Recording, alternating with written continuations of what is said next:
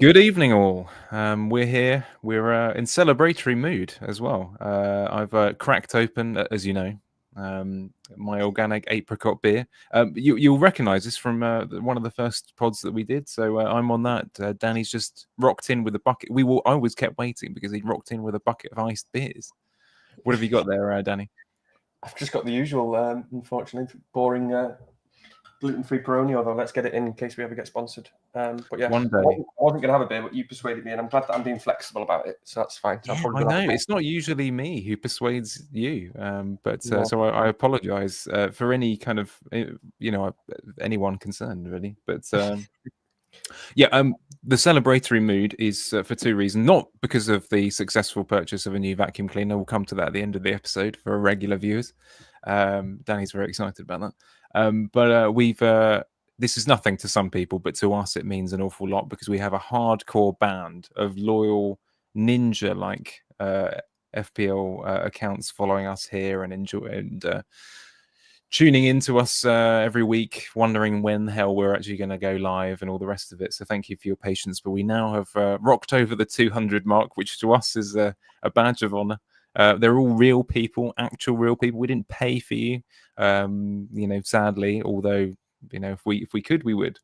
So thank you very much, and I'll raise a bottle to you in a glass in a few minutes' time when I've actually poured it. But it's very exciting. How do you feel about that, Danny? It's a bit of a milestone for us. I know it's like I say, it's small and gradual, but good people in here. Yeah, it's great. It's nice. We just that's our sort of feedback, and it's nice when we're looking at, we're checking out the videos, and we're getting we notice every subscriber, and we get a notification for it, and we notice every like. So yeah, it's nice, very much appreciated, and hopefully many more. I am 1974, one of our loyal band of ninja FPL followers. Here as well. No, you haven't. I'm actually saving that to later on. It's a teaser situation. So get your bets in the chat. Which manufacturer, which brand did I go for? Did I cheap out with a Bosch?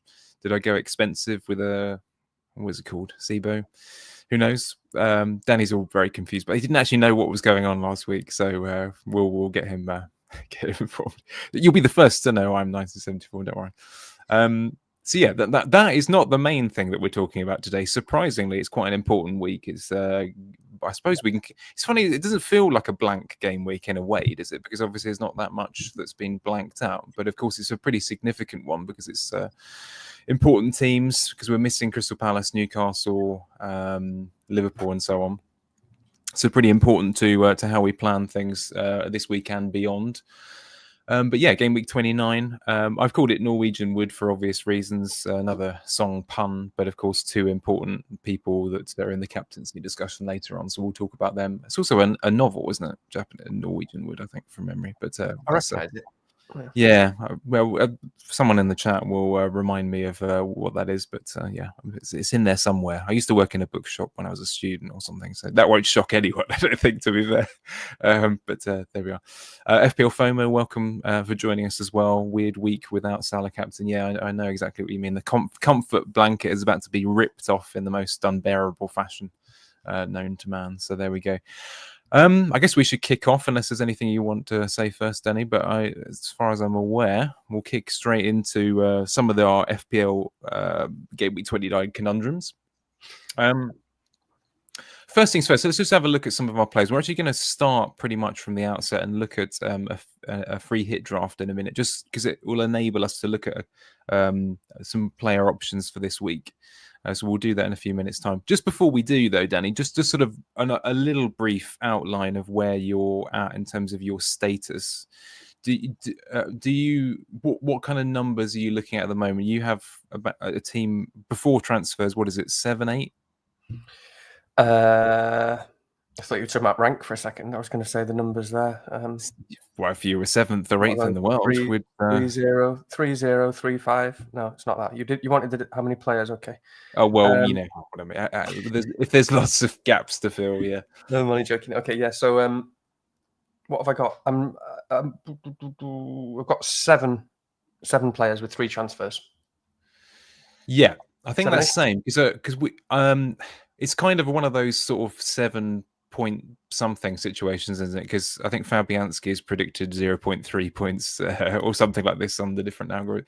Dango is probably, I have no idea, but it's behind on him at the moment. But he's obviously sort of half a player as well, so bit of an awkward situation. So yeah, we both got lots of gaps. If you're plugging in and looking for someone who's kind of already got 10 players and has got 3 free transfers to make, then there are other FPL podcasts that you could follow. But sadly, we're up the creek with half a paddle. I think that's probably the best way of putting it. We'll see. We'll see.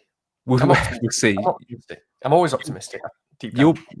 It's funny. I should imagine it's not often that you're regarded as the optimist in the room, but you are with me every week. So it's weird. I have this. I don't know. Like I'm outwardly and verbally, I'm very pessimistic, but there's always something deep down inside me that thinks. I guess it helps when you're doing well. If you're doing well, if I was having a terrible season right now, I probably wouldn't be saying that. But no, I'm low key optimistic. Excellent. Sorry, you have to forgive me for those listening. I'm just pouring a rather handsome beer.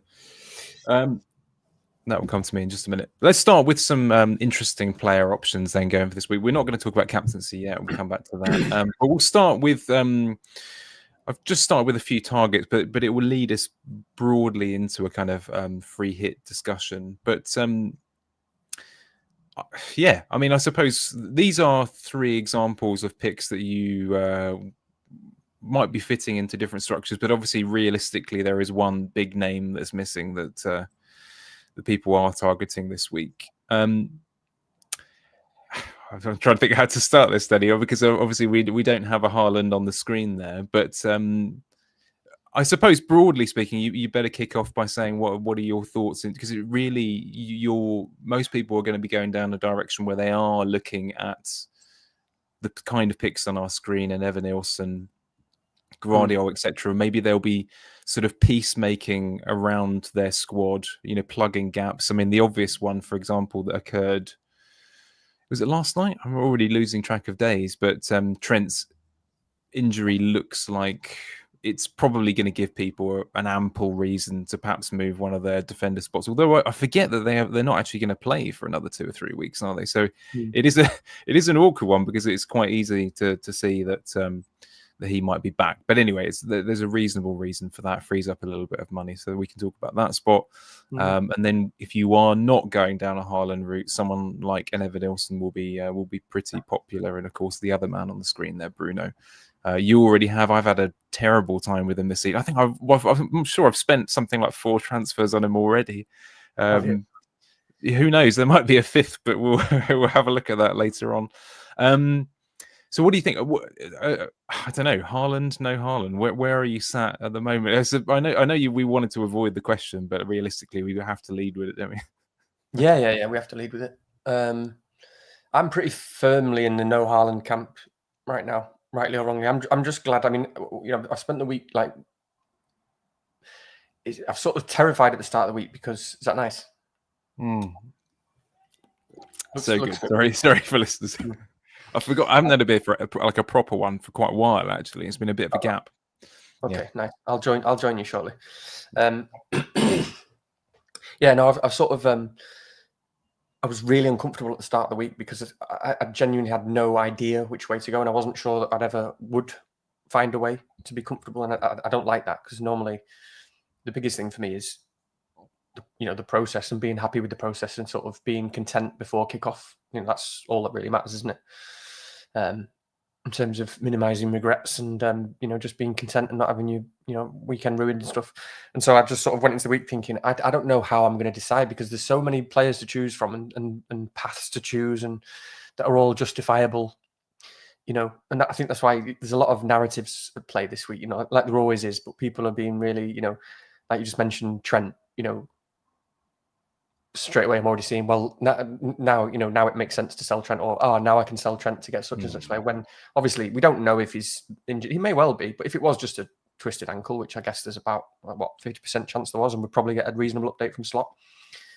Like you said, the next time he plays is in 3 weeks. We'll come to my team, but it's definitely significant for me in terms of which way I go. But he doesn't play for 3 weeks, so there's every chance he's just absolutely fine. Yeah, and it's a bit like Salah, I'm sort of laughing on the side because everyone's going, "Oh, they're out of the Champions League now." Well, there goes that plan, because people are desperate to find something to help them kind of feel better about what, maybe they were already a bit uncomfortable about the idea of selling Salah, and now everybody wants to get together and tell each other maybe we shouldn't, so we can all feel safe together. And actually, because I don't think that Liverpool being out of the Champions League has really changed anything, to be honest, for Salah.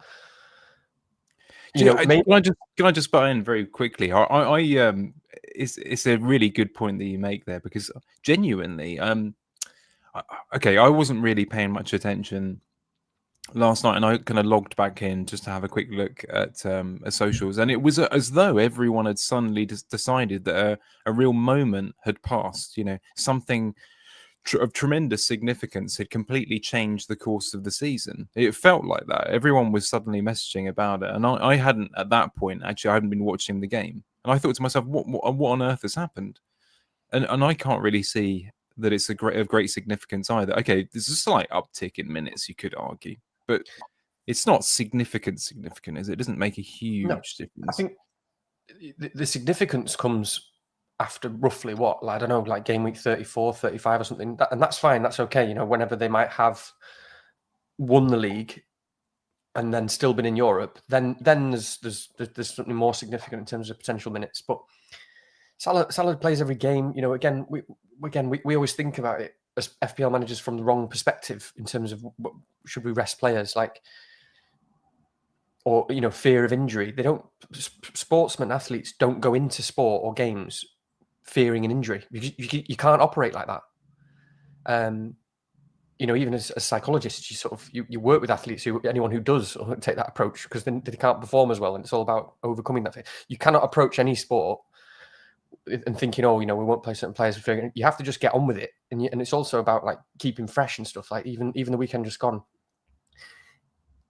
I don't think we don't know, but it wasn't so much about let's play all the players against Southampton because we desperately want to win the league. It was probably more, let's play all the players against Southampton because they're all fully fit.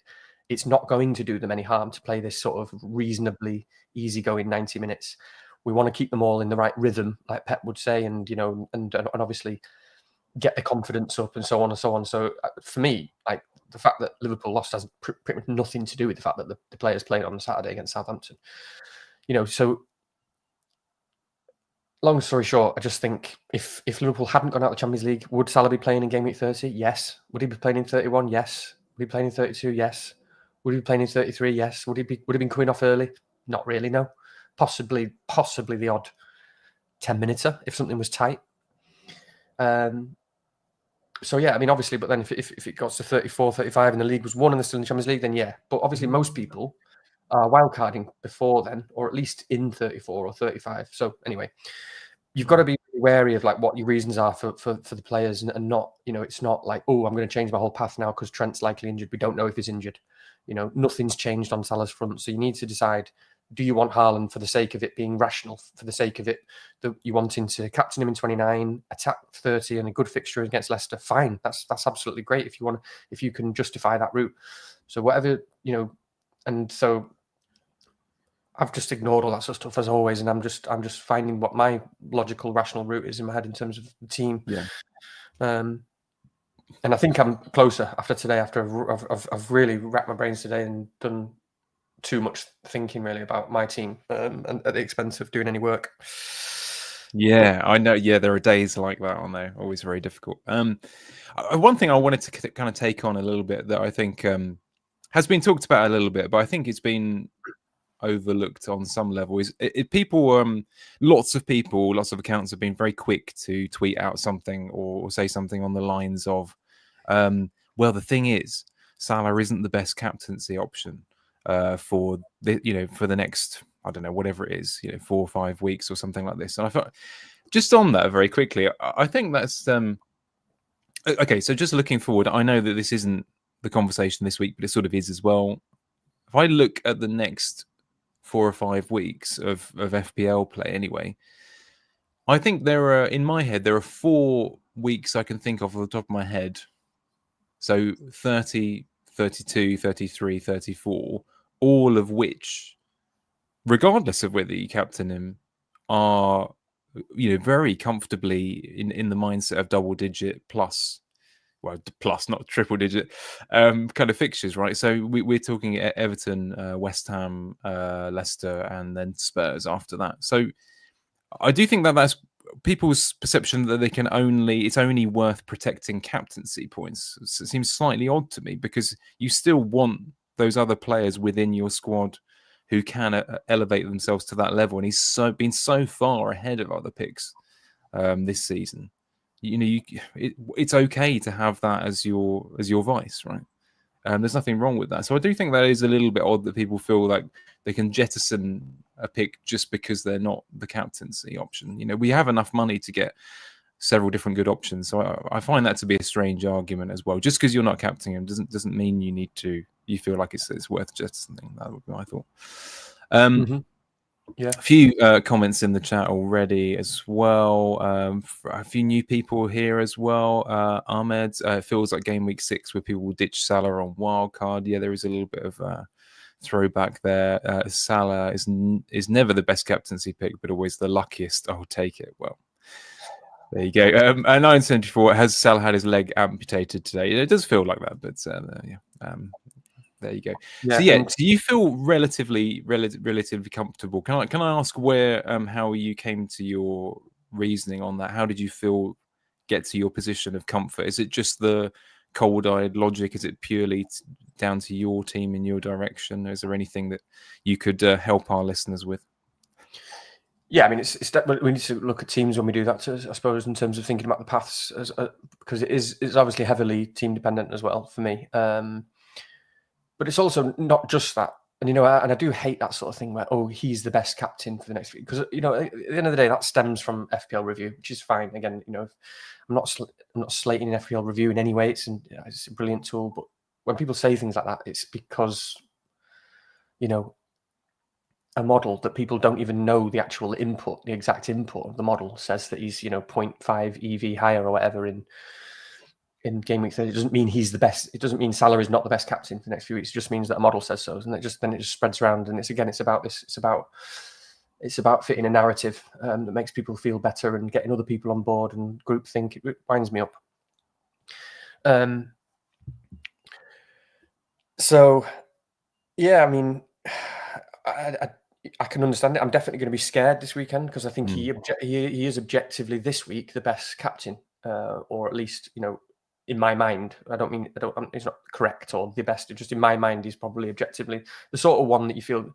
It's just that you feel is. It's not that I fear him in terms of being explosive, because another reason why I'm sort of okay with it is I think Brighton are really good. I think it'll be a tight game. I won't be surprised if Brighton win. I think. It's just that Haaland, obviously, with his sort of 90 minutes penalties and being Erling Haaland, he's sort of the one that you feel most comfortable to get that one return. Because I think with this week, to get through 29, you pretty much, if you get a return from your captain, I think you're going to be fine. All that matters, you're laughing now because of whatever the comment is, and it's making me. Sorry, I loved it. 1974. Thank you very much for this. A salty Danny is always a good watch. You're absolutely right. Yeah, I should probably let it go a bit more. I've been a bit reserved, been a bit too reserved, not wanting to offend. If I really let go, I let go too much, and I just probably I'll get us cancelled. Good. Okay. But I honestly, as always, captaincy is the most important thing in the game, and especially in a week like this. I just think if you land a return for your captaincy this week, you're going to be well on the way to getting through the week. And there's loads of good captain options. And yeah, basically, it's just that Haaland, I think, is the most likely to just get a return of some description, which is very comforting. But yeah, I'm not like terrified of him. It's as I always say, like, it's not about who you don't own; it's about who you do own. So if you are, again, if I can come to a decision on captaincy, which I think I'm pretty close to, that I feel comfortable with, that I actually feel, I feel okay about this captaincy, then obviously that means I'm less bothered about Haaland, because if I was in a position where I was like, I really don't like any of the captain options, I can't actually see anyone getting a return and so on, I'd be finding a way to get Haaland because it's that important. And then, yeah, you do arrive at next week, and I think it could well be the best next week in game week 30, and that's absolutely fine. It's, like I say, it's totally fine to go that route, especially if you're wildcarding in 31. It makes a lot of sense. Which at the moment I'm not planning to wildcard 31, so that also weighs heavily on the fact that I'm not planning to get Haaland. But it is just a case of like, be careful of all those narratives building up to this story that we're creating, when actually what we've got is, City are not playing well. They've it's not just like City, the old City are just round the corner. They've completely lost what they were. They look lost. Their approach that they've taken to the game just isn't working anymore. Whatever it was, a couple of those cogs have gone, and they look almost incapable of creating anywhere near the level that they used to create at. And Haaland doesn't look quite as interested. Just not, whether that's because of the players around him or because of the league position and because of the fact they're not in the Champions League and all that sort of stuff. So. That's the reality, is that we've got a City that are just not that great, but what we've got is Liverpool, and Salah with the generational season, the best season ever in FPL, and he's just doing it every single week. So there's no reason for us to think that should stop. There's no reason for us to think really that Salah's not just still the best captaincy and captain option in game week 30, because we know what happens as well. Like, I always remember, like, as a Man United fan, you'll have less experience of this sort of thing, which, apologies for that. But, I remember just being like, every time we'd be in like the Champions League and we were like top of the league or favourites and whatnot, obviously you desperately wanted to win the league and you wanted to win the Champions League so much. It was like, and when you had those nights where you'd go out in a really close fought two-legged tie, you'd be absolutely devastated. I wouldn't get over it as fast. And I was amazed at, our teams, because obviously, they think differently. They've got a manager, and it's all, they recover within 2 days. It's like, no, right, but you're rational. We've got the Premier. We can win the Premier League, and they're not going to be down. They're going to be well up for it. They're going to be right. Let's absolutely smash this Premier League now. We went out. It was a close game. Teams recover. So I just think, rambling on a bit, but. Just be careful of those narratives, because we've still, Salah is not, there's no reason to believe that that's changed at all. And obviously the other thing as well is just a little thing, but on Salah, it really bugs me, this sort of thing, that it isn't, because it's like an intangible that we can't really see or prove and we don't really know. I do think this sort of Ramadan thing does get played down a bit too much every season. Obviously Salah's still amazing, so he does still score some goals and he's in an amazing team and scores penalties and all that sort of stuff. When you think what he's just done, it's so unfortunate for him on a personal level that they're up drawn against PSG. It's a nighttime game where it's probably hardest for him when he's been fasting all day. Maybe he had time to just quickly eat something just before the game. I don't know how it, I don't know what it worked in terms of the sunset and all that sort of stuff. But he plays 90 minutes on Saturday and then he's fasting all the time. Your body is nowhere near the same. There's don't matter what happens. So then he has to play PSG 120 minutes against what looked to me like the best left back in the world right now. It was the best left back performance I've seen since Ashley Cole against Ronaldo. And it's all just like, oh, Salah's he looked off it. Salah was terrible, and I hate these sort of invisible things that it's never going to be seen in the history books. He's just not. It's bound to be not quite. The different. You maybe don't see that sort of difference when you're playing Southampton or playing a Wolves or playing a league game, but you're playing the very best. Probably the best team in the world or one of the best teams in the world. You're going to see that sort of difference. It's that 1%, 2%. So anyway, when we get to game week 30, I think am I right in saying game week 30 is like April 2nd or something? So Ramadan finishes on March the 30th. So we might have full Salah back as well. Yeah, I think it is April the 1st. I think, because I know I looked this up earlier because I was trying to work out the gap between Bournemouth games, and it is around April the 2nd, because they have a little issue that we'll talk about later on. But I think one thing that's quite interesting, actually, just from the first part of what you said there, is actually just reminds me that there's this argument, isn't there, that part of sort of an evolved intelligent state for a human is to be able to hold multiple contradictory truths in your head at the same time. And one is true about Manchester City. It's quite plausible to be really scared of Erling Haaland and what he could do over the next 2 games. But it's also quite plausible to think I wouldn't be that surprised if they lost to Brighton without scoring and then lose to Bournemouth in the cup. You genuinely wouldn't be that surprised. And I know people have also added that, of course, they think that Not that this is a huge factor, but of course, I think Erling Haaland has 2 relatively important international fixtures in the gap as well. I was about to say something else, but then I thought I might get cancelled for that as well. It's about one of the games that they're playing that shouldn't be allowed. But anyway, that we can go on. That's a political thing, and another time. Yeah. But yeah, he also plays Bournemouth, doesn't he? Just 3 days before Leicester. Yeah. Obviously, Haaland will play because he plays every game. He will play Leicester, but I really won't be surprised if City lose that game to Bournemouth. I mean, when I say not surprised, I mean I have it as like 50-50. To be honest, yeah. I have it as 50-50. I would not. I just don't even know which way it's going to go. So it could fairly similar. Could easily go to extra time. In the balance of in your head, like when I was preparing my thoughts for Nottingham Forest versus City last week, in a way, it's not a million miles apart from how the next couple of games are quite similarly. I know they're not, Brighton aren't necessarily Nottingham Forest, but it's they're the same kind of level, aren't they? It's a bit like how we had. It's a bit like how we had Fulham and Palace, in the Glasgow week. For me, in my head, I was just thinking 50-50. I think Palace could easily win that. It's a bit, so I was. So obviously that could go to extra time, so et cetera, et cetera. And I also think, again, this is narrative, so beware. This is just how I'm thinking. It's not me creating something, but they're going to be well up for that Everton game. Because it kicked off royally. They are not happy about that draw away at the last game at Goodison, and that massive fight that kicked off with Curtis Jones and stuff like that. So whether that makes any difference or not is another matter. Excuse me. That was very skilled. Was it? Okay, good. Yeah, so they're going to be really fresh. They're going to be really fresh and going to be well up for it. And people are sort of like, yeah, but it's Everton and they're really good. And yeah, Everton are really good, but it's a bit like sort of Daesh, back in the day. And you get these teams that are really good, but you still, when you're playing against one of the world's best teams, if they crack early on, Everton probably get battered. It's still David Moyes. No offense. He's done a great job. He's a good manager. But yeah, that could be a battering. It could be a battering. Yeah, I know.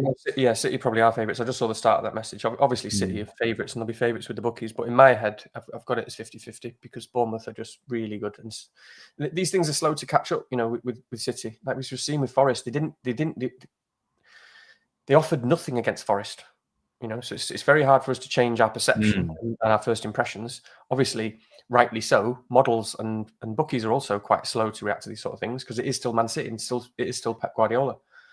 I just think there's not much to go of the season left, and we've seen quite a significant shift in the quality of the side of Man City. And whereas we've got teams like Bournemouth are just going like that. They're huge momentum and incredibly skilled teams and stuff. But we'll get on to Bournemouth. But yeah, what are you thinking? I did think to myself that we've had the screen with viable picks this week up there for about a quarter of an hour, and we have talked about something completely different. So apologies if you are. That's on me.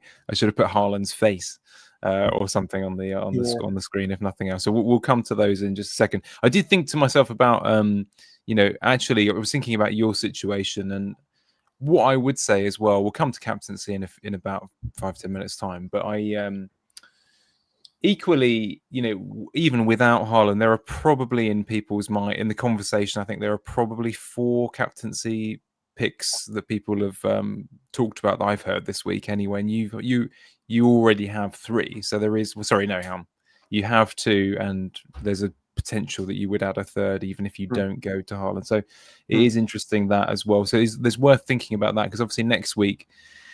Arguably, the conversation is between 3 or 4 again, although most likely people will go either Haaland or Salah. And, Palmer is a reasonable option that week. And some people would even consider Isaac as well. Just quick shout out for those of you that are following us for the beer tips. Organic Apricot, that's Samuel Smith is the label on there. If we can get sponsored by them, if not Peroni, I would take that. As well, so please do apply in the comments. Do you want to talk about some of these faces on the screen? I mean, let's just go through each position, if you will, and what the kind of players that you would be interested in looking at, Danny. Actually, we could do this via the free hit draft that I knocked up in a couple of minutes earlier on. You might not be able to see it on the screen. I'll just read out what I put down there in a few minutes, and I'm boring, obviously, so there could be some more interesting picks that you could go for. I'm already rethinking a couple on the screen there, but anyway, I've got the Forest double defense, Sells and Milenkovic. Milenkovic is the kind of bad boy pick. I've had him in since game week 6 because he's a big lump and he looks frightening. But to be fair, he genuinely seems to get at least one good chance a game as well. Gabriel, Gvardiol, Bruno Fernandes, Cliver and Semenyo in midfield alongside Mbeumo, and then Haaland Wood. And I put Jimenez in at the moment, but that's a bit of a debatable one. I think it's quite an interesting one to just go for another penalty taker, Spurs fixture, etc. And then on the bench, what have I got? I can't actually see it, but Sarr for Wolves, Son just because I could, and then Nori and Saliba. So, well, I don't know how you want to do this, Danny. Where would you like to start? What do you like in defence this week, and is there anyone that you're considering replacing in your situation? Yeah, defence is an interesting one, isn't it? Because there are lots of options. I think if you're on a free hit, it's hard to argue with that back three, which is why in some ways the non-free hit teams are also very interesting. I think in terms of the players that some people have already got, for example, an Everton defender looks pretty good this week. In fact, very good. In fact, they're top for the clean sheet odds, aren't they? Are they really? Okay. They're actually top, of all teams. So I think 40% or something. Not if people are selling Trent, they can afford Vardiol, or if they're on free hit, they can afford Vardiol. Otherwise, they're not going there. It's hard to argue against that back three on a free hit. You could play around with the Nottingham Forest defender. We could maybe talk about at some point. We'll talk about that when we get to my team as well, actually, because I'm very likely going to buy one. I think I'd play around with the goalkeeper maybe here. Maybe because Ipswich at home, they're okay. What are we really? They're all pretty close, aren't they? I think some of the interesting ones are Jose Sarr, who you've got on the bench. Because when you look at Wolves' numbers, they've really improved the last 6 weeks in terms of defensively. Just results as well. I think I looked, for the last 6, they're like 6th or 7th or 8th or something for expected goals conceded. And in that time, they have played Everton, Fulham, Bournemouth, Liverpool, Villa, Arsenal. Right? So they lost 1-0 at Arsenal. They won 2-0 against Villa. They only lost 2-1 against Liverpool. And remember, they played very well in the second half. They beat Bournemouth 1-0 away. They lost 2-1 to Fulham, and it was 1-1 at Everton in these sort of games without Cunha. So there's definitely been some pretty significant improvement there. So I quite like that because obviously Southampton are terrible. So whilst Forest are a little bit better than Wolves defensively, or better, I would say Ipswich at home as an attack is better than Southampton. There's not much in it, of course, but I just have a bit of faith in Ipswich, just generally. I don't know if I'm just biased as McKenna and stuff. But Jose Sarr as well has also been he's also really good for saves and stuff like that. He's been racking up some good numbers. Obviously, Sells has as well. I just quite like to play around with it. I also don't even mind Donana. That's not going to be popular. No. But to be honest, when we were more profligate with transfers back before I made numerous kind of dead end errors like getting Cunha and so on and so forth, I definitely had moves to play around with this week, and I had penciled in Onana, strangely enough, this week. Yeah, so I'm not going to criticize that at all. Because it did make sense at the time. Because again, it's another one where when you think about okay, so it was this week, and again, I'm trying to remember how it goes playing forward, but I don't think at that point I needed to carry on. So it was just literally a 1 week shootout, which was pretty handy in itself. well, that's the other thing actually. But in terms of free, actually, I probably would have Mazraoui actually on a free hit. Yeah. Just for a bit of fun, because I mean, Mazraoui was insane the last game. Absolutely insane. Yeah, he was charging through, wasn't he? He was basically playing up front. I mean, he got some incredible positions. How he didn't score, I don't know. He could have had assists. He was absolutely incredible. It doesn't necessarily mean they're going to approach it in that way against Leicester, but he does want the fullbacks really bombing forward like that. So, and he will be right wing back at the moment with the injuries that we've got. So I would definitely go that. I mean, look, just looking at Leicester's actual results as well, it's quite remarkable. They've lost 12 games out of the last 13. And in that time, they've scored 3 goals.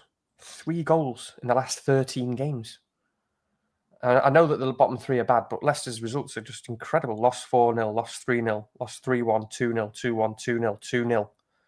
And they beat Spurs, obviously. Sorry, Spurs fans. Lost 4-0, 2-0, 4-0, 2-0, 1-0. I mean, it's unbelievable. So you've got to attack Leicester in terms of a clean sheet, I think, if you're on a free hit. So I would probably go Mazraoui, actually, and then maybe it's a bit scary because you'd be scared of Milenkovic getting a Milo bullet header, wouldn't you? You would definitely, after the amount of points you've benched of Milenkovic, you would definitely have a free hit. Honestly, at some point later in the season, I have to add up how many clean sheets or points I've added up.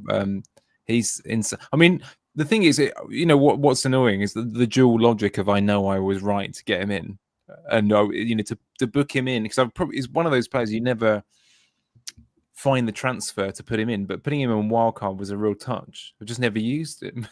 So yeah, really difficult. But he really does look really dangerous when he in the box. The obvious problem people have stated this before is bonus potential is pretty terrible. But I think I'd still chance it personally in this situation. And he's got an okay fixture. He's got his fixtures after this are reasonable for anyone who's on the fence about keeping their team and playing through a little bit longer as well. So I know Danny's considering this, but if you want someone who might be all right in weeks like 30, 32 and so on and so forth, he's still pretty solid as well. Actually, there's a couple of Man United questions, so I'll field them to you.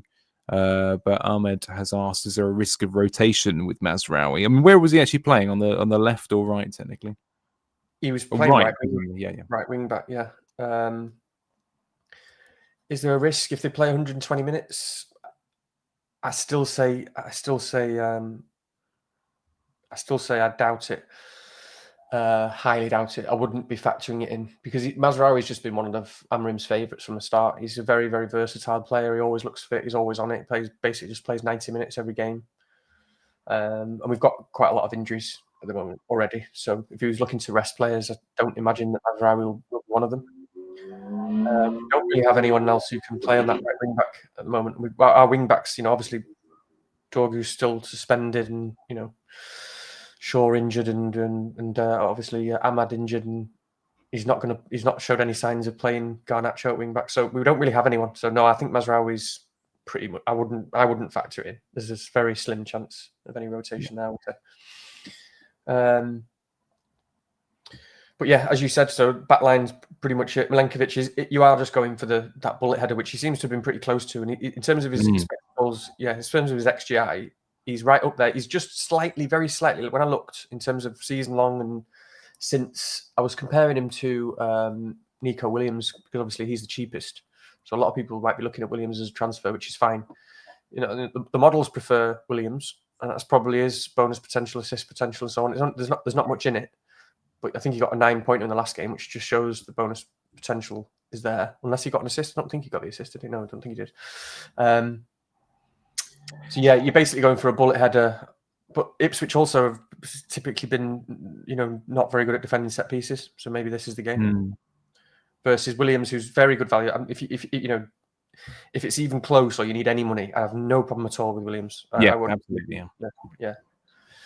I mean, Moreno seems to be completely in the dark now. I don't know what's happened to him, but he just isn't getting the minutes. I remember way back in game week 6, I was considering him because he just had that incredible game where he'd marked Salah out of the game or something. It was absolutely ridiculous. Do you remember they won 1-0 at Anfield, I think, and Moreno was actually really good, and everyone was like, maybe he's. But I'm glad I didn't take that risk. But he, I think with Milenkovic, just wait for anyone who's interested in a Forest defender. Whatever the XGI is, it will be high. It's kind of higher than it suggests, because he's had quite a few disallowed goals or situations like that. I've seen at least. I mean, as an owner, I've noticed this more than other people probably bothered to. Was that one for that example, would against West Ham, for example, I'm pretty. He had that situation. They won 3-0, and it could have been 4, and he would have scored, and it would have been an absolute monster haul. So yeah. Well, there was that week, wasn't there? I think that was a week when I did own Wood. Didn't Wood get like a brace or something, and then he also managed to cancel out Milenkovic's goal because he was offside or something, and he didn't need to touch it. Bastard. What a hero! Absolute hero. But yeah, and then I don't know what, like Bruno Fernandes. I own Bruno Fernandes. I'll definitely have him on a free hit. Yeah. And I started the week with thinking that I would very likely captain him, and he's still an option for me. But I'm going off that idea just as it progresses, just more and more. He's interesting. Yeah. It's a weird one with Bruno because, right now more so than before, you just kind of have him there because you've not got any logical reason to get rid of him because he's still Bruno Fernandes and he's on all set pieces, 90 minutes penalties. That's a huge amount of boxes. It is brilliant. The problem is I think he's, again, similar to what we said about Haaland, is I think he's probably a little bit overrated by the models and even the bookies, again, just because they're just sort of catching up to that positional change. And he's got 3 returns in his last few games from not huge chances, not huge expected goals. Yeah, and it's just typical Bruno, isn't it? Because for so long in the season he was massively underperforming his stats because he was in the front 3 and he could have had so many returns, and that's when put all the big numbers up. Like Late Riser tweeted earlier, in the return and fixture against Leicester, Fernandes got his 17-point haul, and I was thinking, yeah, but he was playing in the front 3 there, and he's not anymore. So whilst there is avenues to points, and I basically just every week I feel good that he's in my team, but I also feel like I'm just sort of optimistic about that sort of bonus return. I'm just sort of, it could easily happen, but it's not somewhere I think I put the captaincy there necessarily because I feel confident that it will happen, if you know what I mean. Because he is playing quite deep, and he will do still against Leicester. So he's a good pick, but I'm moving away from captaincy. Where are you at with that? Well, at the moment, my options are very slim because I haven't got Haaland. I don't have Bruno at this point in time, anyway. I think it's reasonably likely I'll have one or the other. We'll talk about it a little bit later on. I don't like the idea for various reasons of going in without half of the good captaincy options this week, but we'll talk about that in a minute. But yeah, I think I've got a very particular relationship with Bruno, as you know. I think I've used a minimum of 4 transfers on him this year, and he seems to have screwed me every single time. He's exactly one of those players you just have to leave it alone, don't you? You just have to leave it and accept that it's going to be somewhat annoying for half the time. But I've just called it wrong every single time. He's absolutely belted me again in the last 3 weeks. Even Enzo Fernandez has managed it as well. Yeah, he's still got making up to do to me and a lot of people because he essentially ruined my season last season. I didn't have a terrible season or anything like that, but do you remember last season? It still annoys me now to this day that the whole of last season swung on people who basically wildcarded in game week 8 and went early and sold Salah or whatever way around it was and went on to Haaland. I guess that was whichever way around it was. I can't remember now, or the other way around. And those that didn't, because in that week it was optimal to do that switch basically, and that basically shot everyone up hundreds of thousands of ranks, hundreds of extra points. And then those of us who still had Bruno Fernandes and Rashford, in some cases, I had Bruno and Rashford. Remember, they had really good fixtures in game week 8 and game week 9 and game week 10. So it didn't make sense. Yeah, I forgot about that spell. Yeah. So obviously I held on to Bruno and they just blanked. And everyone just, it was Salah. It was switching from Haaland to Salah. And then Salah had like 2 games in a row where he got 2 penalties in a row. Captain 15-pointer. Oh, it still annoys me now. So Bruno still has making up to do for a lot of people, but he's slowly making up. Just from what you can see in front of you, the changes or I don't know what you would call it, but the other options you would consider in each position. Mm-hmm. I know you've got some issues with Semenyo. Obviously, he's got a little bit of somewhat of a minor kind of. We need to hear team news for him because obviously he went off or had some issue towards the end of their last game. I'm guessing Jimenez isn't going to be a particular pop. The reason why I popped him in is quite simple, really. He's one of those rare examples of a true 1 weeker. He's got a horrible fixture next week. He's got Arsenal away, and he is on penalties at home against potentially quite a tired Spurs, depending on what happens. Is it tomorrow night? So I think it's an interesting one to have in there, just because it is going to be a little bit of a difference maker, and it is going to be hard to find those this week. But Evan Nilsson is another person who will come up, and certainly I'm considering as well. Yeah. And of course, some people might use possible to plump for double Arsenal defense. I mean, there is part of me that doesn't mind the idea, but again, there is just that little nagging voice at the back of your head where, I know Palmer has got a lot of detractors lately, but even so. Yeah, no, you're right. These are the questions that I would have. Yeah. Like, I look at that free hit and I see that 5 on the left. The 5 attackers on the left would be, nailed for me in a free hit, and it's the other positions that are interesting. And when I first looked at this team when you sent it me, I was because I've had Evan Nilsson on my mind a lot this week. And we'll talk about when it comes to my team, and it's been pretty much 50-50 whether I go down Evan Nilsson route or elsewhere. So I've been thinking about it a lot, and obviously I really like him. So when I first looked at that team, I was like, oh no, we need Evan Nilsson in there somewhere. But then I thought, no, actually, that is a really nice pick with him in it. Just like you say, Spurs are obviously playing Thursday night, aren't they? And we've seen already that they're more interested in Europe at the moment. So you can see them. You can definitely see goals there. I mean, I don't normally like picking players. I suppose Evan Nilsson's the same, but what Jimenez's minutes aren't fantastic still at the moment. I just generally don't like 70-minute players, but even still, you can see them maybe even battering Spurs in that game. Yeah, I mean penalties as well. I think that's the other thing, isn't it? A lot of the cheap strikers that people were looking at don't have that option, so I think that is quite a touch as well. Sorry.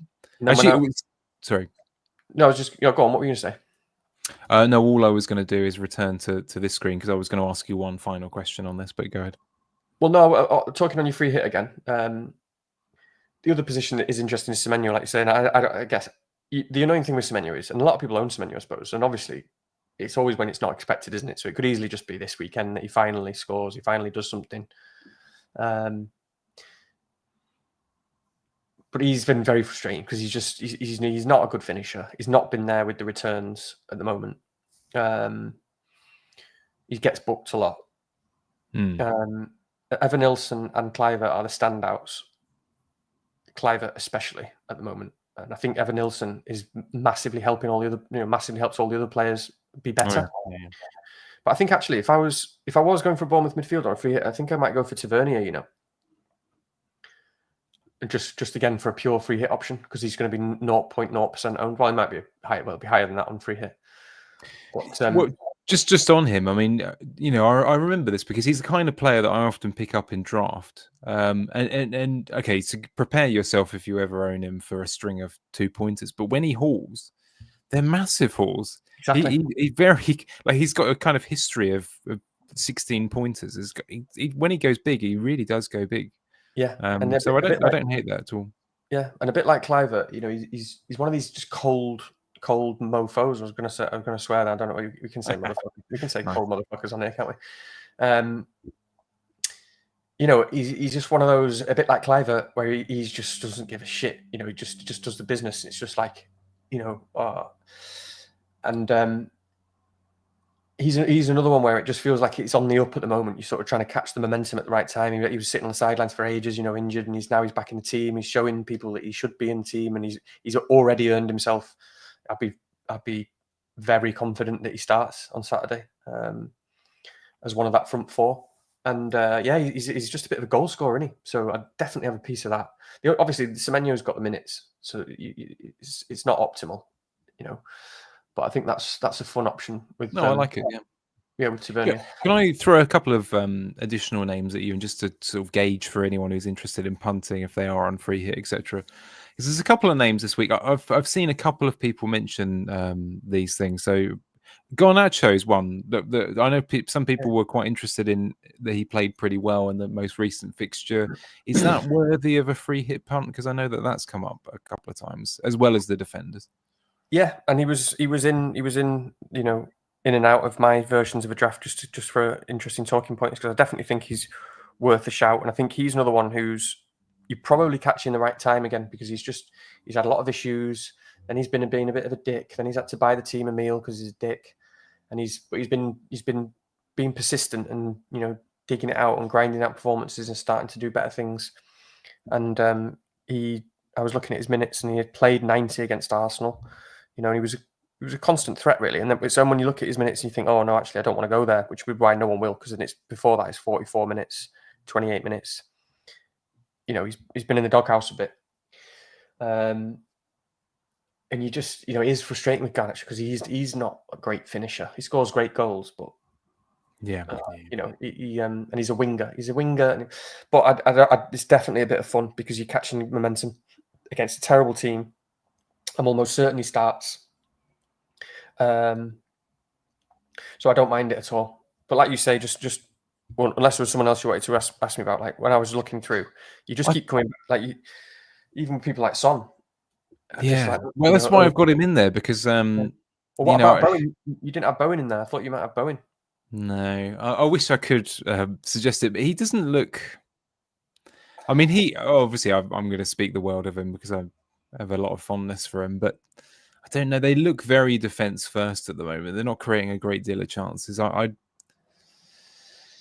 It's not a bad option, and he will obviously be on penalties, right? So, well, no, actually, Paquetá was back in the last game, so he will be on penalties for at least a portion of the game. One would tend to think. I don't know. I don't feel it at the moment, but it's nothing. It's nothing irrational about it. But yeah. But this is why this is why you look at all these players. We look at Bowen. This is relevant to just the free hit and in general. Look at Bowen.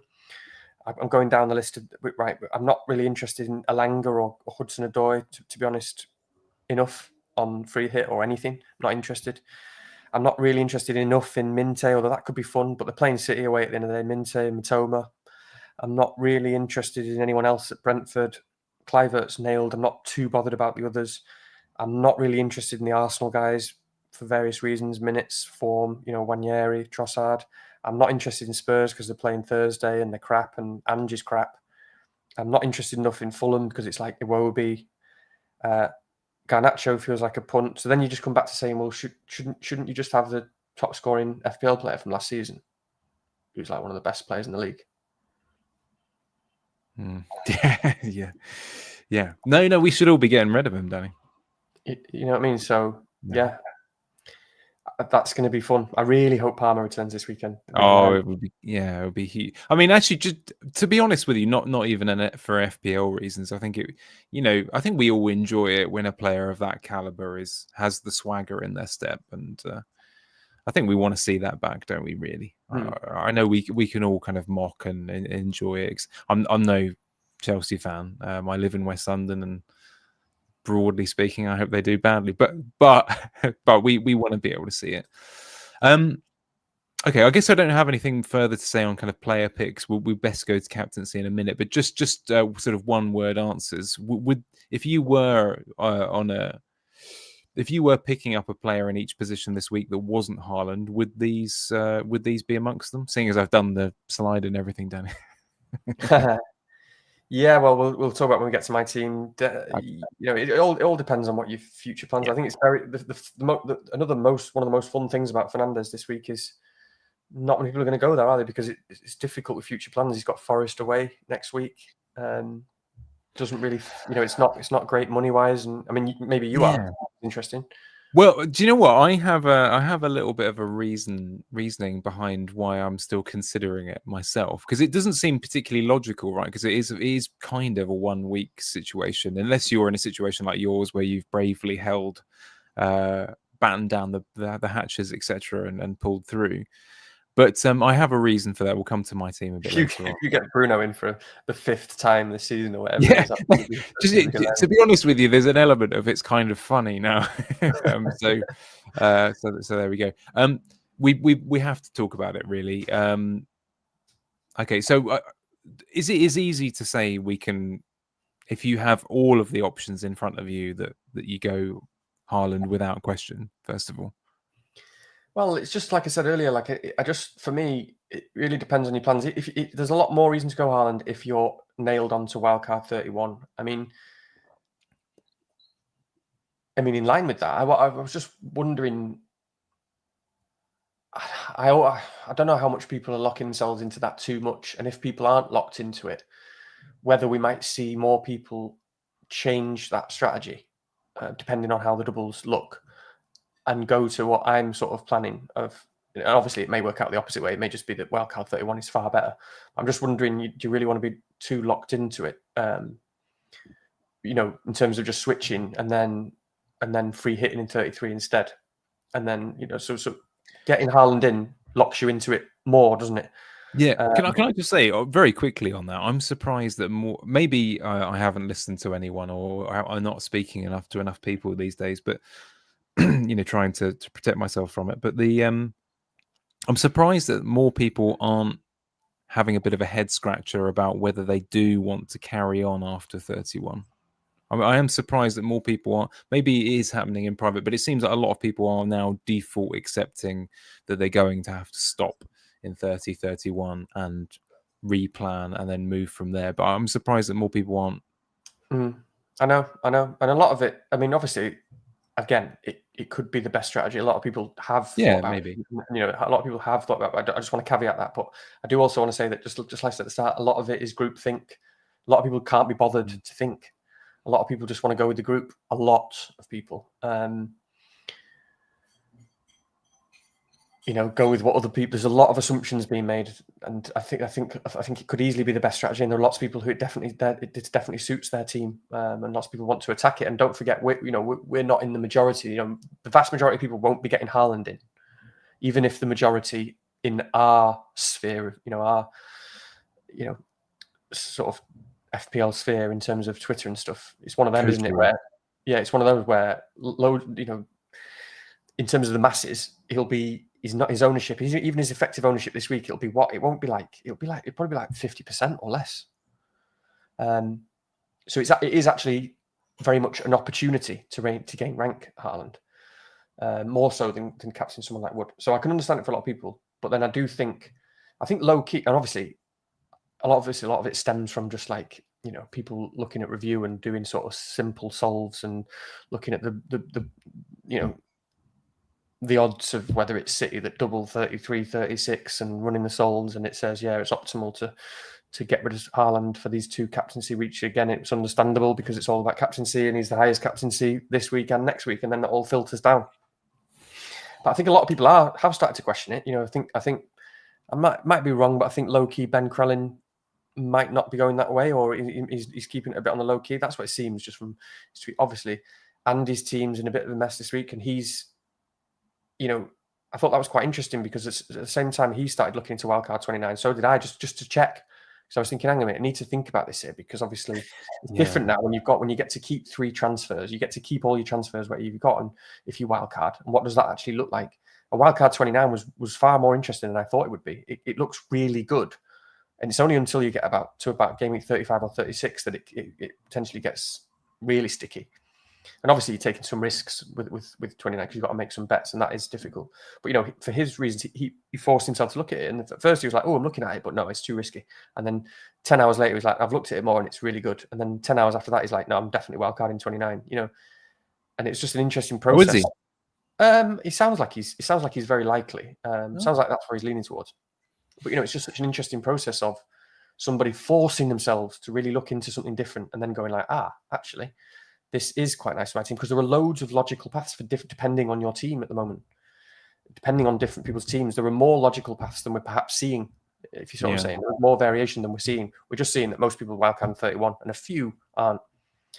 And again, for me, I'm sort of, which is not necessarily ideal. I could easily go both ways, which is, it's not great because it means that I'm not particularly optimal or whatever for the next couple of weeks. Yeah, it's very similar.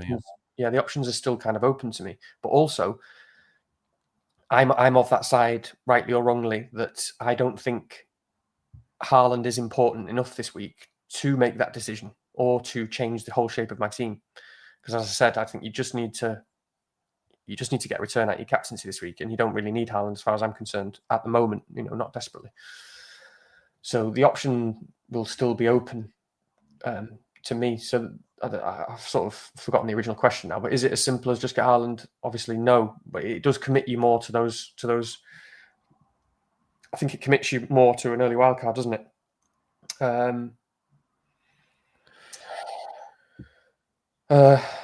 Go on, you go. No, I was just going to say that. Okay, so I mean, obviously we could spend some time having a look at the other candidates in just a second. I think realistically there are 4 candidates that people have talked up on some level or another. So that's Wood, Kluivert, and who have I missed? Oh, Bruno, obviously. Yeah. So those are the other people that are in the conversation, etc. Yeah, it's interesting actually, because I'll be honest with you. A couple of weeks ago, I'd probably gone off the idea of even considering Kluivert at all, but he did look much improved and centrifugal, whatever you want to call it, in that last fixture. So I wouldn't put people off in the way that perhaps I could have been on here a few weeks ago and said the same thing. But yeah, I'm keen to have as many of those options as I can, really. I think in this situation, just because I do think it is very close to call to try and pick who would be your favourite at this moment in time. Or our friend Pep is in the chat as well. We'll come to you in a minute, Pep. So who would be your favourite at this moment in time? Well, I'm going to be biased here, aren't I? I mean, I did say if I was on free hit, I did say if I was on free hit, I'd have Haaland captain, and I would. It's difficult for me to actually generate those thoughts because I've for a while, obviously, I've considered Haaland pretty heavily and looked at the moves, but now for the last 2 days or so, I've pretty much ruled it out, again, rightly or wrongly. So I will be a little bit biased in my response. But one of the reasons, because I can totally see it, because people look at Wood, and you're getting shouted down again from kind of analytics crew. The numbers are shite. Oh, we're all going to laugh when he misses the next one. When he doesn't score in one shot. It's all overblown a little bit. Yes, the numbers aren't fantastic, I'm not going to captain him as it stands. So I'm not, sitting there saying Wood's absolutely amazing. But don't listen to all that sort of stuff too much. The guy's still how many goals has he got now? In 19 and 29 or something, or 18 and 28 or something stupid. He's like the second highest scorer in the country, or third maybe. It's Haaland, Salah, and Wood have scored the most goals in the last year and a half. So it's not close. The guy is he's really good. He's just so central. The thing about Wood is he just hangs. He's like Gary Lineker. He's just in that number 9 position, right at the front of the pivot all the time. Except he's also 17 stone, 6'3", built like a brick shithouse, and a clever player. He knows exactly where to be. He's not phased at all. He's really calm. He's great at penalties. He takes the penalties. Great pick. He's a great pick. And it's that security of minutes and starts, and it's what the team are doing. The momentum's there. They're third in the league. They're going for Champions League. They're going to be ultra on it every game. So much prep. But again, it comes down to you do worry. You really need to. You really just need that return, and so you do worry a little bit about relying on that return, of just being sure that return is coming. And the same applies to Bruno. for me, and this might easily change by Saturday. Yeah. But I'm getting there now in terms of feeling comfortable enough in a return to say that I'm going to captain Kluivert, and I sort of feel most comfortable there, if not Haaland, at the moment. Apologies for being distracted by the spicy chicken burger and avocado chat and the chat for those listening. But a spicy captaincy pick alongside Pep's spicy dinner. No, that's interesting. Is that partly a response to the nature of the fixture? Is it partly because of the performance in the last game? Yeah, it's a bit of everything. It's just what you want to see in a fantasy asset at the moment. I mean, first of all, I feel like his minutes are better than they have been. It just feels like there's lots around him that needs to be managed. You know, Evan Nilsson's still picking up his minutes. He will not play 90. It's probably Dango that comes on for him. You've got Tavernier playing really well and sort of Semenyo but I mean, obviously, it doesn't mean that he's nailed for 90. I just feel like his minutes are better because there doesn't really seem to be anyone who can quite do that central role as good as him. I think probably Tavernier is probably the one, but it's a bit like what's it about Pedro last week. Now I just couldn't see him being dropped. It just wouldn't. It's just not logical. It's not logical to. You just got to go with what you're seeing at the moment. And I think Evan Nilsson makes him better because I think Evan Nilsson, he makes the whole team better because he's just incredible at pressing. He's by far the best presser. It changes the whole attack. He stretches the teams. I think it gives Kluivert more space because Evan Nilsson's just constantly pressuring people, running like a madman, stretching teams, you know, pressuring people to lose possession. We saw it within 20 seconds. Was it 20 seconds against Spurs that Evan Nilsson pressed, and so Kluivert follows, and he only has to press one. It's a bit easier. Suddenly, they win the ball back. You know, Kluivert, whoever it was, or was it Evan Nilsson? You know, has a great chance, a great shot. He looks really. Again, he's just sort of cold. He's that sort of player that I like. He just, when he shoots, he's always head down and bottom corner, and it's just great technique. And he's got everything in his locker. That goal he scored the other week when he was that was his worst performance I've seen from him all season, I think, Kluivert. And then he scored that absolute rocket out of nowhere. That's like, who even takes that on when you're playing as badly as he was? And then obviously you've got set pieces. He's had two thirds of all the corners recently, and obviously penalties. My worry is obviously 90 minutes. You can't expect him to get 90 minutes. If I captain him, it's on the expectation that he does get more than 70. I see his minutes more like 80, 85, maybe even 90. So the team just look on it at the moment. They look really on it, thanks to Evan Nilsson and Tavernier coming back, and obviously them just being brilliant. I think you're sort of catching them on a bit of momentum again, just getting them right, just that right time, because they could have beaten Spurs 4-0, or you know they should have battered them, and then the conversation would be very different. If Kluivert could have easily had 2 goals and assists, couldn't he? And then loads would be looking at him as captain. It's also, I quite like the fact that it's Saturday night. It's the Sky Sports game on Saturday night, 5:30. You know, it's actually on TV. It's under the lights at home. So there's a lot of things I like about it. My concern is that it's Brentford, and I just always have a thing. I don't know what it is, and I need to let go. You just never know what Brentford are going to do. I say this all the time. They've got such a good manager and such good players. You just never really know how they're going to set up and if they're going to play brilliantly. They're so hard to predict.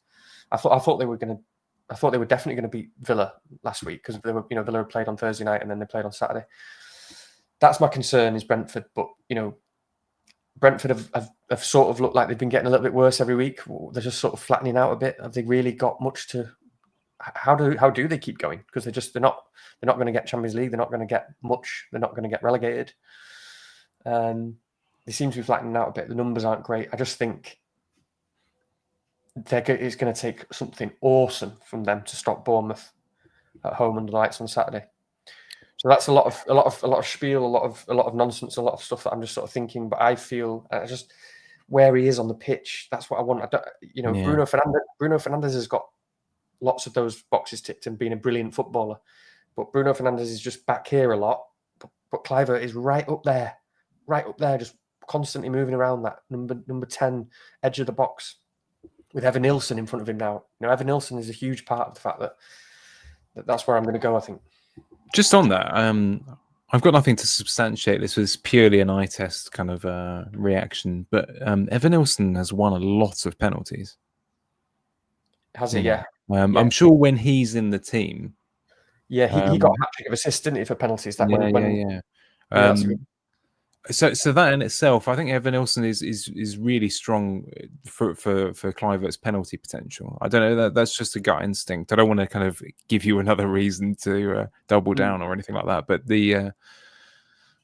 just from memory, he tripped over a lot of keepers running out this season. I'm sure I've seen it quite a few times. It sticks in my head anyway. It's worth remembering, actually, just very quickly. I was looking at the top scorers list a little earlier. Do you know how many returns Kluivert's got in the Premier League this season? Well, it's less. I remember. Bear in mind that he missed a lot of minutes early on.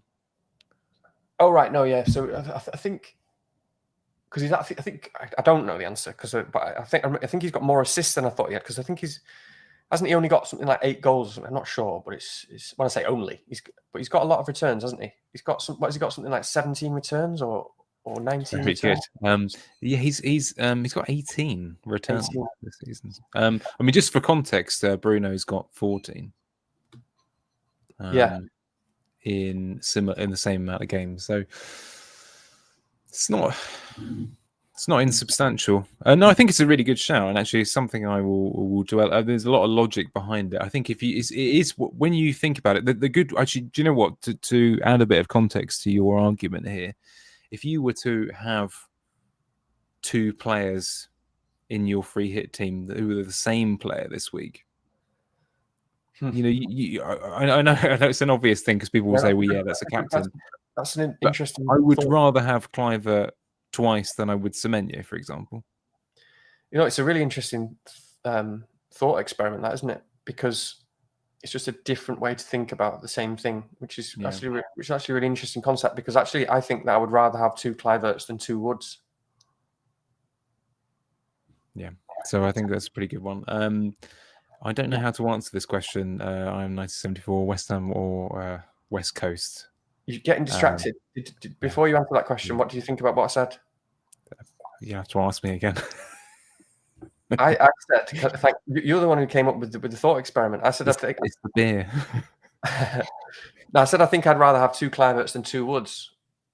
Yeah, no, that's exactly my point. So as soon as I put it in that mind, I suddenly thought to myself, well, yeah, I think I probably would prefer to have 2 Kluiverts, actually.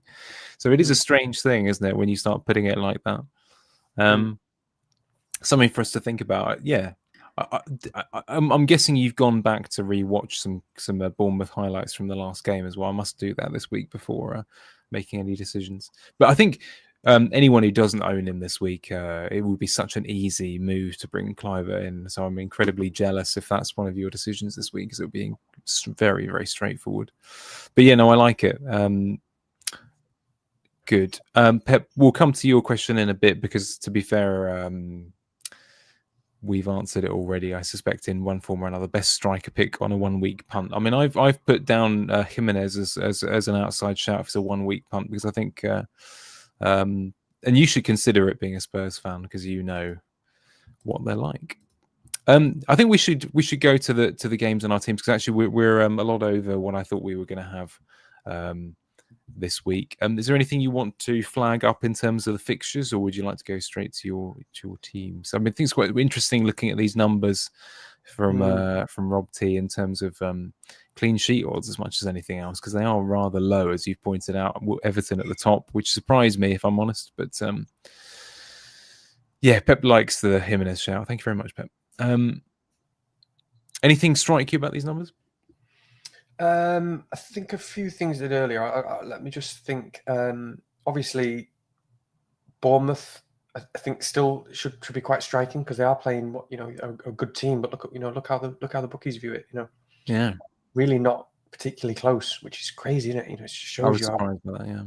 Yeah, so that also feeds into my thinking around Bournemouth. Obviously, another worry that I should have said was the goals are quite spread at Bournemouth, so that's always difficult to like pick. You feel like you're not just picking a captain, one of 4 captains. You're picking one of 4 Bournemouth players as well as one of 4 captains who might get the goals, and it does feel more difficult when you do that. It feels more comfortable when you're just picking a talisman like Bruno or Chris Wood. You know, picking Chris Wood, you're just picking the whole of Nottingham Forest, aren't you? But yeah, that does jump out. Other than that, and then the Everton clean sheet, I don't think anything jumps out too much, does it? I mean, we've talked about Fulham. Arsenal 1.75. Yeah, okay. It's going to be interesting, that game, isn't it?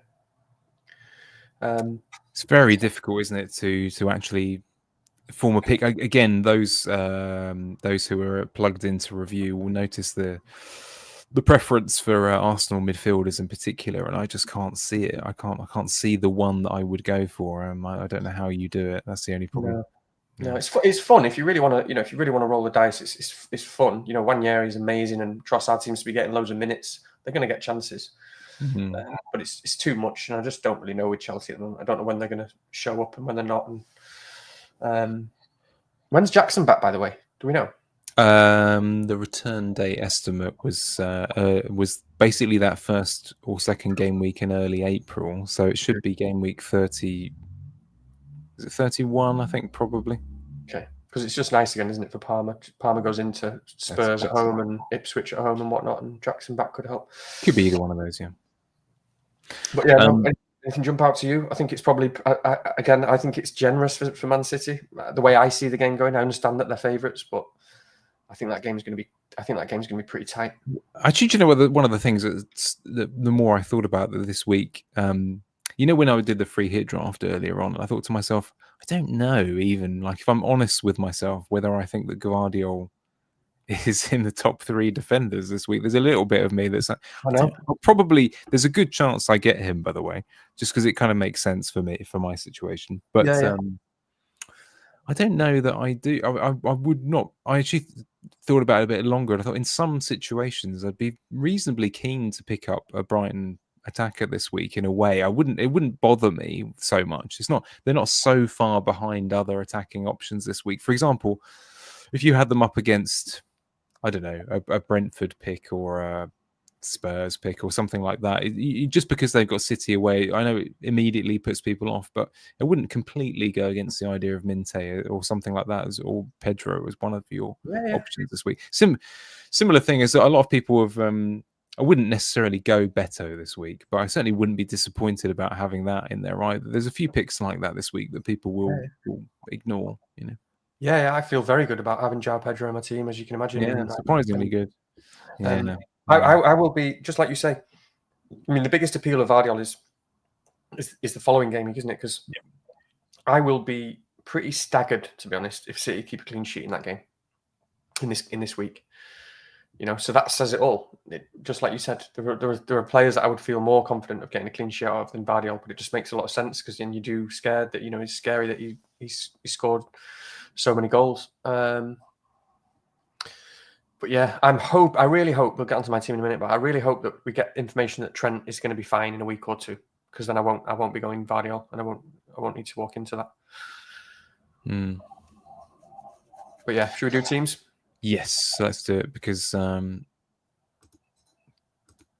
we've rattled on enough. And actually, to be honest with you, let's face it, everyone is going to be looking at a mess. Sorry, not everyone. I've seen some pretty incredible situations where people can take out 2 or 3 players for free, and they've already got 10 or 11 and stuff like that. But we're not in that situation. So I don't know. Where do you want to begin? Talk us through your flag woes.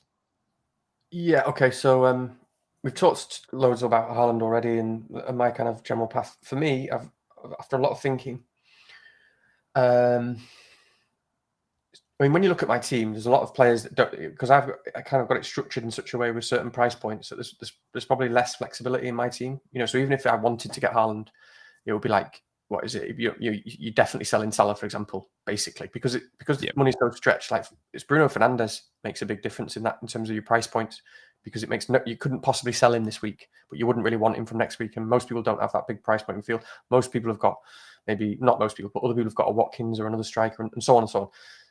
With my price points, it doesn't really work. I could still do Salah to, which is fine. I think if you're going to get Haaland, it's fine to sell Salah as well. But yeah, I could do, I don't know, Salah to a Semenyo or something like that, or that around that price point, and Jai to Haaland, and then you've got Hall. I've got 3 free transfers, but it all looks a bit messy. I'm not really going to do that. So if you rule out Haaland and you rule out that switch of price points, there's not actually a lot that you can do with it. I've got 1.3 million in the bank.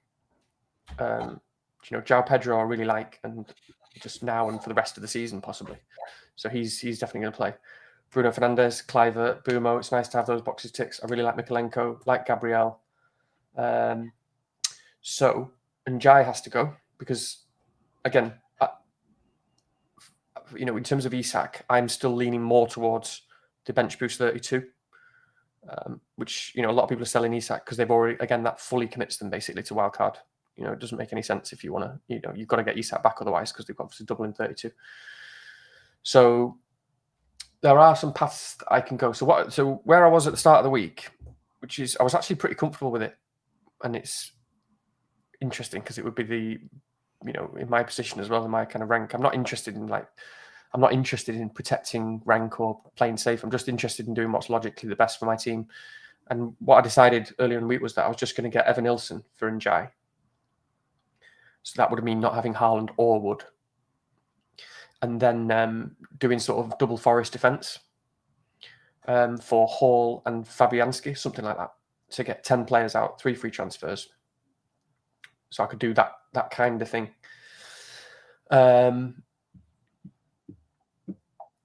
So that's also kind of with the assumption that Trent Alexander-Arnold is fine, or at least he's going to play in Game Week 30. You need to be pretty confident he plays in Game Week 30. However, now when I was just playing around with it earlier, I just I put Chris Wood in there again, and I just thought I just felt all warm and cozy, and I just felt, what I mean. I just felt so safe and like, there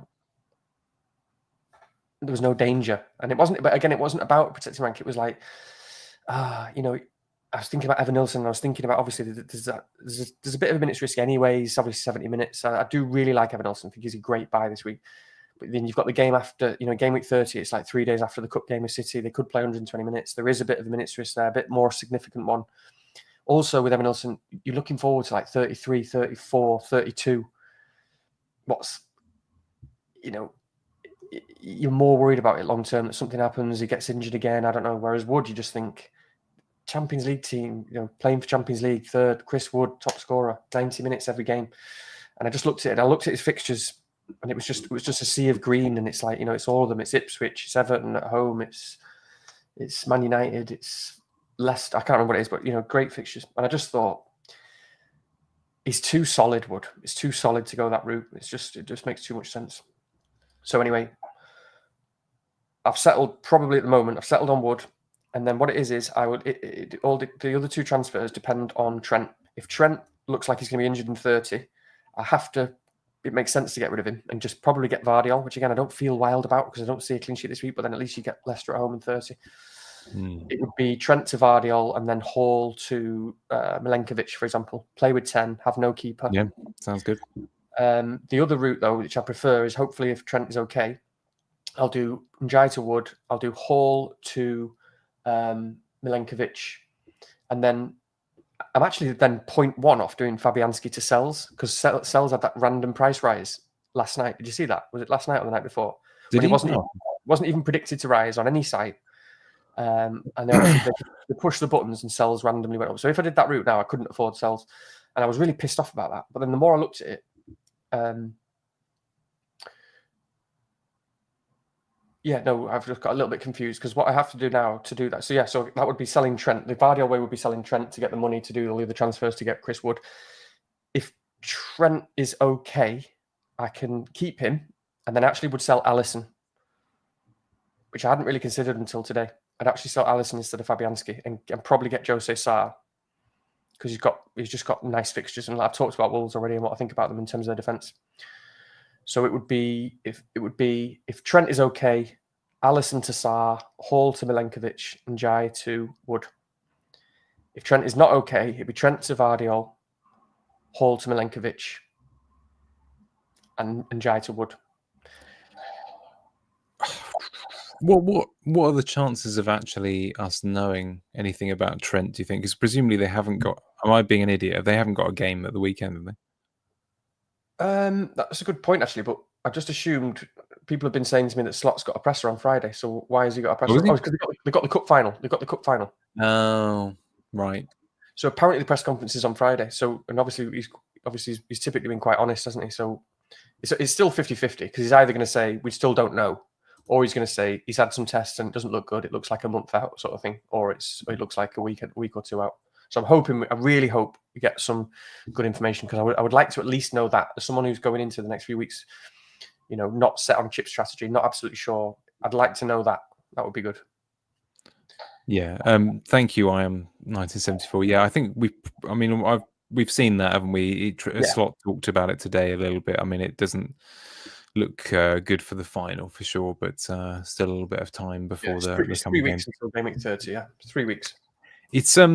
It's very hard, when they say something along the lines of, "Oh, it'll be a week or two." That's the corridor of uncertainty, isn't it? Because you don't really know what that means. But of course, what one can't ignore that the fixtures, especially in like 32, 33, 34, they are really good. I know he's expensive and all the rest of it, but yeah, Well, this is it.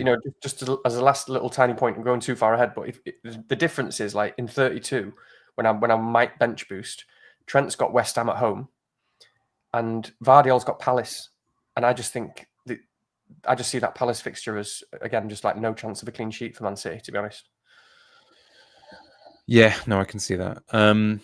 It's a little bit tempting, isn't it, to just skip out on Gvardiol and get 2 Forest defenders as well. But I don't know. Yeah, don't hate it. Doing that at the moment, but I don't mind it. So it's I think one of the... Do you know what? I don't know whether you've gone through this week, because our teams are not in a terrifically different situation. I one thing that frustrated me is that I've lost my train of thought here. But yeah, it's the goalkeeper I want, ideally, probably like you, is Henderson, right? If I could pick a goalkeeper right now and plug it in for later on, it would be Henderson. I keep looking at the goalkeepers this week, and I don't really want to buy one this week. I mean, I would like one, obviously, but it's not the one I wanted to land on later on, and therefore it's not worth it unless you definitely know that you're going through to that point. So it is a little bit of an awkward one, that one. I haven't completely decided on the goalkeeper situation. I think as it stands, I'm probably not going to have one, but it's very close. I think, like you, Trent News would possibly tip me a little bit. I'm trying to remember how the funds work in my situation, but we'll come to that in a second. To be honest with you, Danny, I was tempted just to put FPL team up instead of my snapshot this week, because there's so many different ways you can do it, aren't there, this week? But I'll put it up for now, and we'll decide whether we're going to go to that. The Rick Mail picture of this week, if anyone's interested, is where he's shocked at reading the More Joy of Sex guide. It's a very, very good picture this week. So you've had that about 3 times, I must say. I love it, though. It's so good, isn't it? I used to have that book. It used to be. I didn't have it, but obviously someone in my family did, and it was in the attic upstairs. And I remember I used to run upstairs when I was like 8, 9 years old and get the book out and read it in secret and see all these mad sex positions and be like, wow. You know what was funny is that I'm sure, because you would have watched it. Obviously we weren't at an age where we completely knew everything that was going on. And I always remember he used a line when he looked at some of the pictures, and he was like, "That's not a beard." And at that time, I was like, "What's he talking about?" But now, of course, for whatever reason, it makes more sense. Yeah. Okay, so here's my lot. I'll just do a quick read through. Fabianski's in goal for his 0.3 points, so I'm very pleased about that. Mikolenko, Gabriel, and Milenkovic, the big dong pick, as I stated it in various chats. Palmer, Salah, obviously no play. Kluivert, Mbuemo, and Dango. I forgot about Dango. God, that's another one, isn't it? Jesus Christ.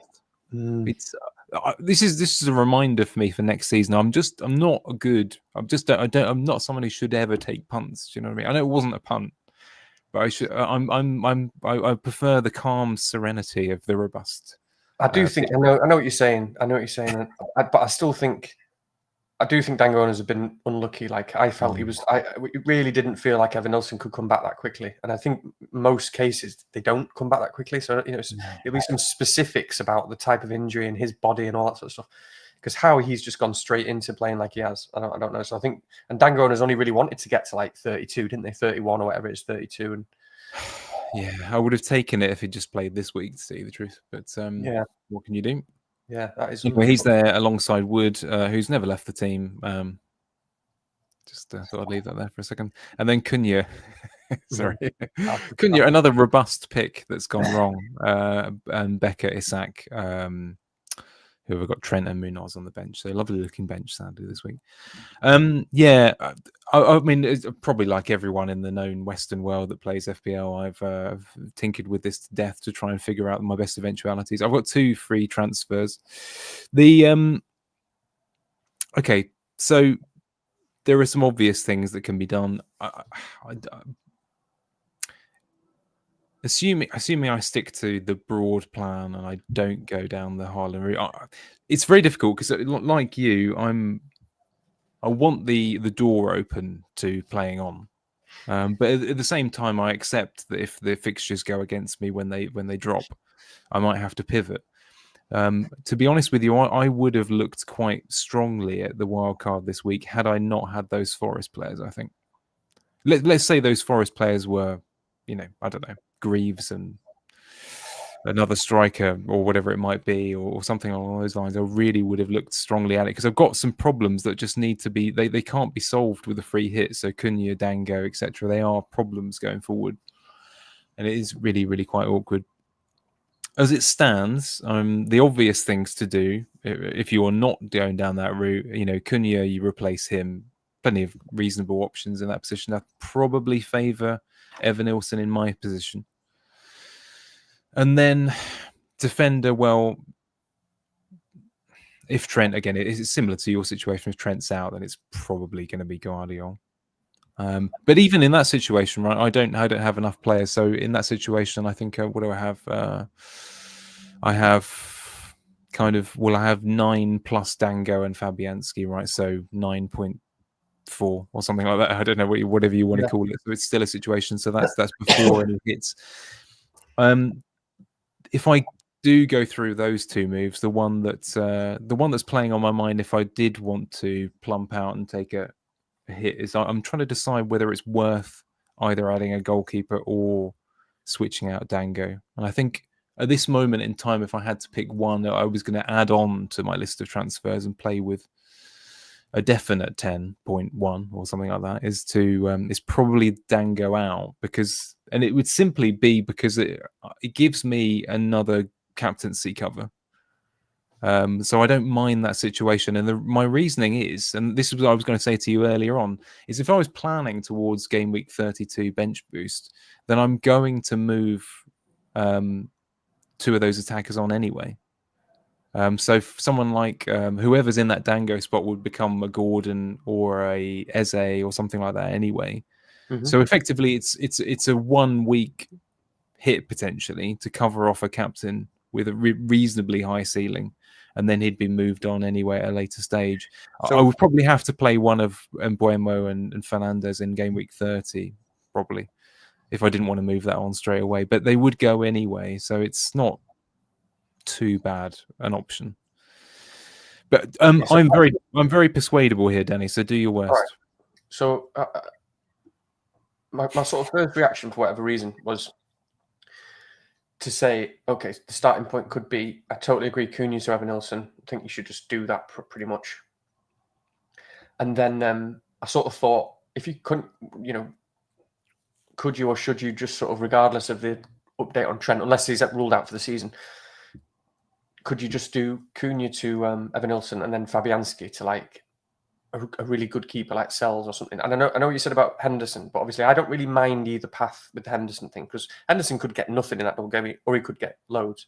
But obviously, if you get a goalkeeper, so let's say it's like Sells or something. Let's take Sells, for example, and if you're working towards a possible bench boost 32, obviously in 32 he's got Everton at home, which is a good fixture. and it obviously gives you a player for that bench boost, and it just means that you really have an extra transfer in terms of what you planned, or not an extra transfer, but that transfer for Henderson is played somewhere else. So you could it's very easy for you to get to turn Mikolenko into a Shah or a Trippier with 2 home games for Newcastle instead. So you basically if you don't get Henderson, you get a Newcastle defender. Is pretty much pretty much what it looks like. But so that's sort of my first reaction. So then my question was going to be, if you did something like that, would you still be able to afford, say, Dango to Bruno? Oh, what do you mean? Or do you need Trent to afford that? Oh, this is. Do you know what? Let's go live to. Let's see if I can do this without ruining anything. Is this working, Danny? The other thing to say about Dango, yeah, it is working. Yeah, good stuff. Nice. Hey, this is a first. Yeah, this is professional. I hope everyone's appreciating this. This is me on the fly here. What was I supposed to be looking at? Yeah, and Ahmed made a good point that Dango might get the Ipswich game in the chat. I know, yeah. It's true, but obviously it's a big might, and we just don't know. And obviously the other thought is that Dango might play left back against Man City anyway, 3 days before, because Kirkes is suspended. Some Bournemouth fans are saying that they've got other youngsters that could play left back. It's probably slightly more likely to be Dango. So yeah, he could get the Ipswich game, and it is a good game. But he's when you've got a minutes risk player, it's a problem. And the other thing about this week, in terms of people hoping that he starts, that I also wanted to say is also unlucky about Dango, and maybe we should have all done a bit more homework, was that obviously he is also celebrating Ramadan and fasting. Oh yeah, of course he is. Yeah. And the quotes, Baker sent me in our group chat, the quotes from last year that he dug out, where Dango had to be taken off because he's in a match during Ramadan because he was like dizzy or whatever, and they had to, he had to have some fluids or something like that, and he said afterwards, so basically this quote suggested that he really doesn't deal well with the fasting. It's just that Salah's a miracle man. He's good. He's a good evidence to say this is how much it does fuck you up. It's not easy. So the evidence we've got is that Dango really struggles with fasting. And so again, Saturday, in fact, just thinking now for the first time in terms of timing, Saturday is 5:30, which, am I right in thinking that's actually pretty much the worst possible time? Because that's right at the end of your fasting when you've not had any food since 4 a.m. Yeah, it isn't in time to eat something before the game. No, I can see that. Yeah. So if people, the way I would view that is that if people are thinking that Dango's got a 50% chance of starting or a 40% chance of starting, I'd probably put it at more like 20%. Or, it's low. Why would Dango start this weekend if he's fasting? When they've got Tavernier and Brooks, it's very low chance. I would have it as very low chance. Even less than 20%. Just thinking about it now, I hadn't thought about the 5:30 until now. So yeah, so that's why I do like the idea of, because we're talking about, people have been asking questions, should we take a hit for a goalkeeper or a hit for a defender? And you're talking about, whereas a hit for a Bruno or even a, I don't know, Tavernier or someone who's got, that's much more appealing, isn't it? Because yeah, okay. Actually, seeing as I've got it on the screen, then I'll put up what my coming into this evening, I was leaning towards. Well, let's assume Trent is out for this. I think, as you say, it's kind of a Trent out or a goal. Actually, let's just check the prices. Yeah, so I do need money from somewhere. So I either have to go Alisson down to 4.9. Oh, that's annoying. Yeah, okay. But it's possible. Or Alexander Arnold to Guardiola. Yeah. So I don't think that's too bad. I can actually still afford. Again, it's the second hit, isn't it? It's that wobbly thing of like, I don't really want to bring in a goal, but we'll see. So this is one option for me. Captaincy. I actually hadn't given it a great deal of thought before tonight, but I think I do like your shout. Actually, the reason why I wanted to decide on transfers first is because then Bruno is part of the conversation, right? So you have to consider him as a serious option. Regardless, so that's something. The reason why it doesn't bother me, like I said, too much is that this spot is just a 1 week situation. It doesn't affect my number of transfers because it is that pure hit, and therefore they would go to probably Gordon or someone later on anyway. Because I think Fernandez's fixtures are a bit mixed, aren't they? After this, I mean, Yeah, so they could easily go potentially. It could even go to Eze the following week. You know, it doesn't really matter too much. Yeah. So yeah, it's just a thought. Yeah. No, it's fine, and you can easily hold Fernandez. He's actually a decent hold until 32, and obviously when you've got that team there, Isak comes in, you can bench him for Forest away if you want because Salah comes back in. Exactly. Then, yeah. So City at home's all right, you know. Yeah, there's plenty that you can do, as you say, something along these lines. You shouldn't be doing this on the screen, but yeah, that's fine, isn't it? What was I going to say? Is that the other? By the way, just for anyone interested, because I looked at this earlier on. I mean, if you do want, a team like this one, the only way I did have a quick look at this because I was kind of curious to see whether I could make it work. But what was it? I was a penny off this, so I know this is a rubbish way of doing this, but share it here. I was having a quick look at the Haaland thing just before I came on, and where was it? This was my thing. I had 5.4 for that exact spot, for example. That was an annoying one. I looked at it. I thought to myself, maybe I could have sort of a Raul Jimenez or a João Pedro or whatever, but I was a penny off that. So that's another one for another time. But anyway, I probably wasn't going to do it anyway, but just to pretend to be cool and sexy. Let's take that off anyway. Actually, I've remembered. I've got to put our presentation back on the screen for an obvious reason in just a second, because there is something to announce in just a minute or two.